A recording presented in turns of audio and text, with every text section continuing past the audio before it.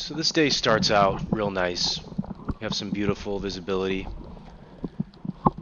on a really nice patch reef that we found a little while back. So we know this area has lobster, we know it has grouper, hogfish, so good visibility is a great sign. I'm in about 15 feet of water here, so pretty shallow as well. This is another patch. A lot of life, as you can see. Not a ton of big fish here, but very pretty. This is a little shallower, probably in about 12 feet here. So this is our first bug that we caught of the day. Alex here is measuring it. I think this guy ended up being short, so he's going to toss him back.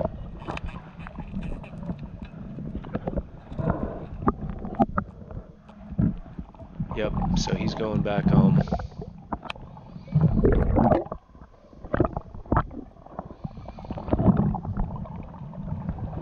So I actually dropped down here. This whole rock had a bunch of lobster. A lot of them were short, so we were trying to find one that was big. We managed to get this guy out. He was legal for sure.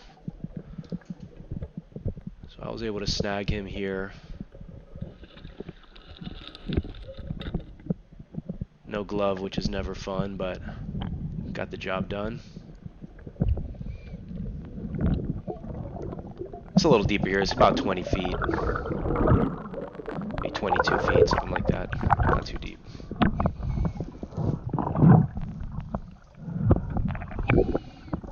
Give him a quick measure.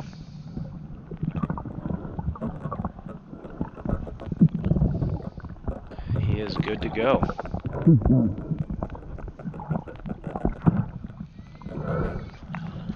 So as the day goes on, we're looking for something to shoot, more lobsters to catch.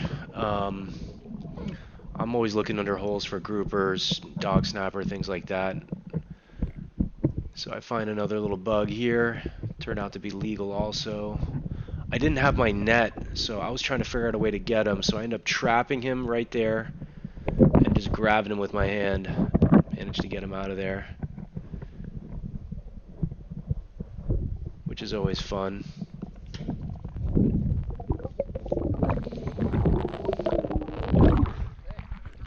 Gabe saw that one.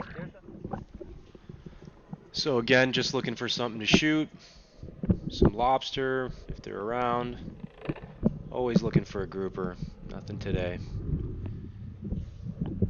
And on the way up, I see a hog. Looks good to me. Looks right about legal. Take the shot. Spear was stuck, so I swam up. Just left the gun. This is where things get interesting. So I see a lionfish. And I do love to shoot lionfish. One, because they're invasive and, you know, they eat juvenile, basically baby groupers and snappers and lobsters, and they just do a lot of havoc on the reef, wreak a lot of havoc on the reef. So we don't want these guys around. We try to take care of them when we can. They do taste great also, so that's another plus. They're rarely big. You usually get them really small, so it's not a big meal or anything like that, but you can cut them up, make some sashimi, which is very nice. So I come back down to take another look here, and you can see that there's two of them. There's two lionfish. So I'm trying to line them both up and take a shot at both of them, get them both out at once. So I try to take that perfect shot, and I catch one, and the other one gets away. So my spear gets stuck again, so I come up for air.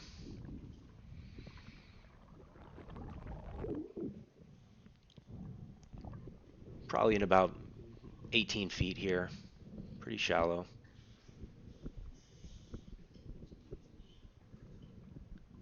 So I'm catching my breath.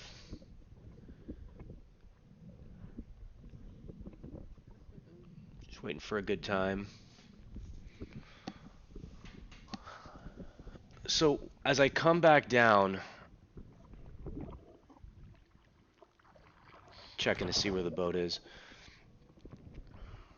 So as I come back down, my strategy is to obviously get the spear out, try to do it as carefully as possible so I don't get stung, and this is where I make a pretty critical mistake. So it's pretty stuck, so I gotta close up the spear there.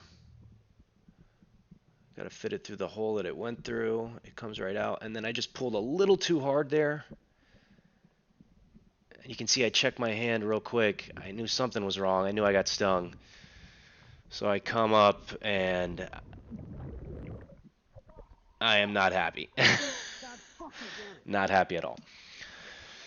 I just got stung by this fucking lion. So what made this sting much worse, because I've been stung before. I've been stung twice before this, and it was never that bad.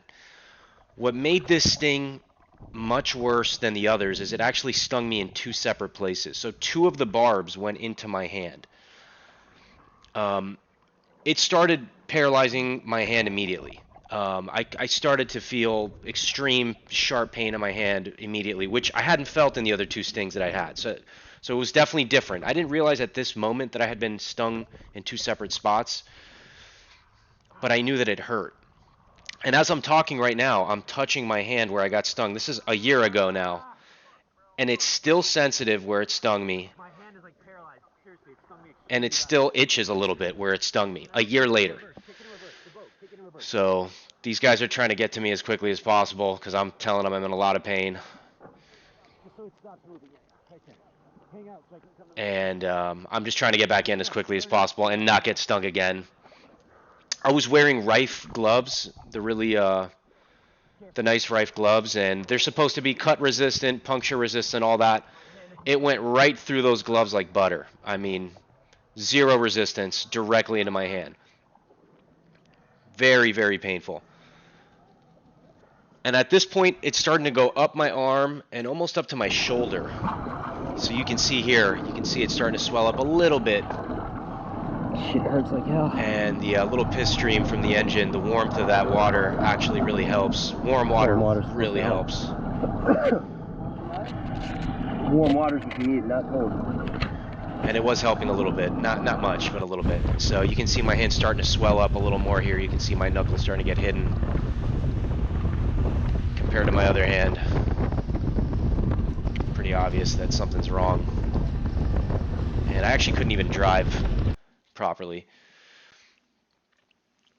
So yeah, that was it. Not fun. Not anything I would ever want to experience again. And I'm going to be extremely careful next time I shoot a lionfish to make sure that doesn't happen again.